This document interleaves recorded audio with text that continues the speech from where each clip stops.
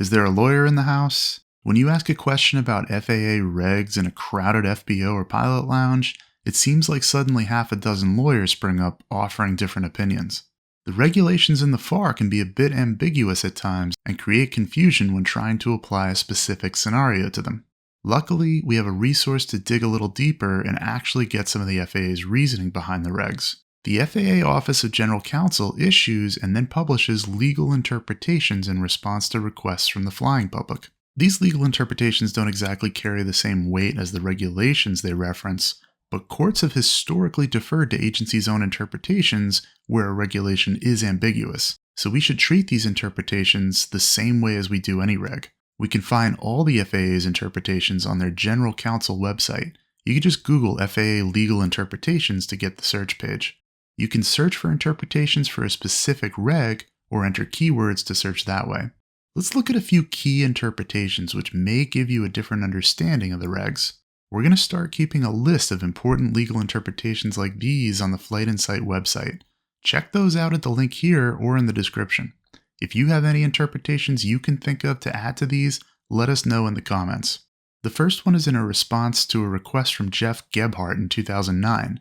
This will sometimes be referred to as Gebhart 2009 for short, and other interpretations will follow the same naming convention. He asks a question about logging PIC and cross-country flight time while pursuing an instrument rating. Under 6165D, applicants for an instrument rating need to have both 50 hours of pilot and command cross-country time and 40 hours of instrument experience. Of that instrument experience, only 15 hours have to be from an instructor. This means that unlike the private rating, a fair amount of the aeronautical experience needed for IFR can be accomplished without an instructor. What many students do, yours truly included, is team up with other instrument students and fly long trips together to build time and split costs. On one leg, one pilot would fly with the view limiting device while the other would act as a safety pilot, and on the return leg we'd switch it up. Many students believe that since the pilot with the hood on was the sole manipulator and the safety pilot was acting as PIC, both pilots could log pilot and command time, and since the flight was over 50 miles, could both count it towards their cross-country requirement in the regs. Mr. Gebhart gave an example flight for consideration. We're flying 187 miles, a cross-country eligible distance.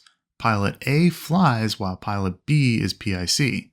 Pilot A is in simulated instrument flight using a view limiting device. Pilot B is the safety pilot. The total flight is 2.2 hours and Pilot A is under the hood for 2 hours. Pilot A can log the entire flight, 2.2 hours, as PIC time since they're the sole manipulator of the flight controls. Pilot B logs the portion of the flight that Pilot A is under the hood for, 2 hours, because they're acting as safety pilot. But here's where the hammer's laid down.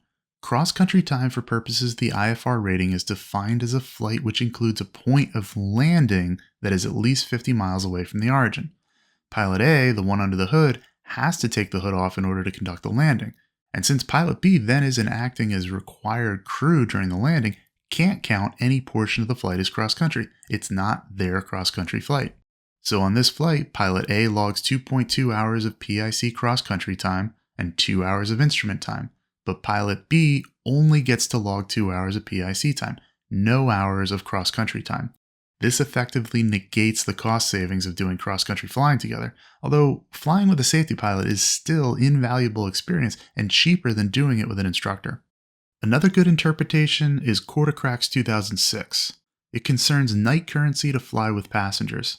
Many of us know that 6157B says that in order to fly with passengers at night, we have to have completed 3 takeoffs and full stop landings at night within the last 90 days. Nighttime defined here is the period from 1 hour after sunset to 1 hour before sunrise. Mr. Quartercracks introduces a hypothetical to get the FAA to define what a passenger is. Here we have a pilot who isn't night current, goes up with an instructor who also isn't night current. If either of them is a passenger, this would violate 6157B, prohibiting non-night current pilots from flying with passengers. The interpretation says that neither the instructor is a passenger because they're only there to train the pilot, and the pilot isn't a passenger either. So even though there's no night current pilot aboard this flight, it can still take place. The FAA has made similar interpretations regarding the same issue for day currency. One last interpretation is a favorite of mine because I can use it to win bets at the FBO.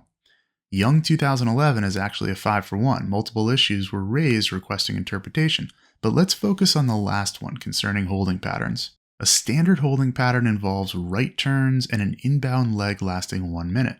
Many procedures, however, will call for a specific leg length, like 3 or 5 miles, instead of 1 minute. Doing your training in a slower aircraft like a 152 can mean flying these longer legs can significantly increase the time spent in a hold. The interpretation says that, unless ATC verbalizes a specific leg length, it's okay to shorten the legs as long as the published distance isn't exceeded. This makes sense as the holding pattern prescribes an area of obstacle protection, and flying in a smaller area stays within that protected footprint. So those are just 3 examples of interpretations which can affect how we fly. We're compiling a list of important ones on the Flight Insight website, which you can check out via the link here or in the description. Let us know some other good ones we should include in the comments.